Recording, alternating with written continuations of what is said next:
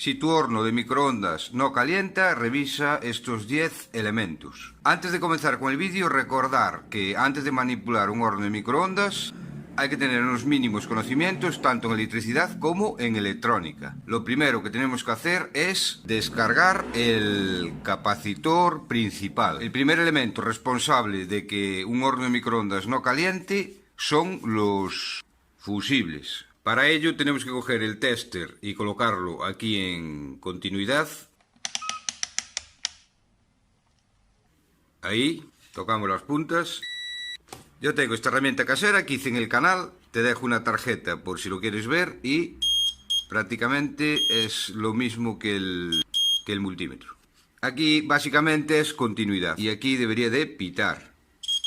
En el caso de que el fusible esté fundido, es importante revisar el resto de elementos que tenemos en el horno, ya que puede haber un cortocircuito en la placa y no sea el propio fusible el responsable. Entonces, revisar si tenéis algún elemento cerca del fusible que pueda estar quemado.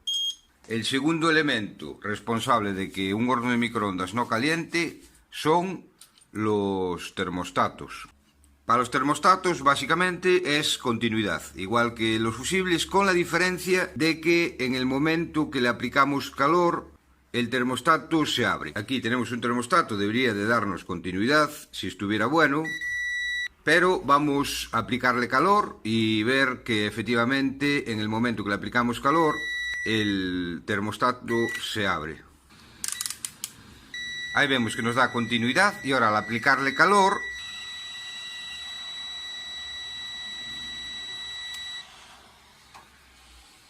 y ahí se apagó. Ahora, en el momento que enfríe, vuelve a recuperar su continuidad.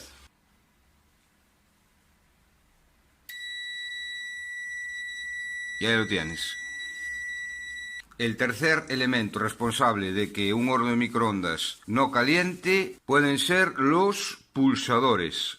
Para los pulsadores seguimos aquí en continuidad y aquí al momento de apretar el botoncito. Ahora al apretar debería de apagarse. Ahí.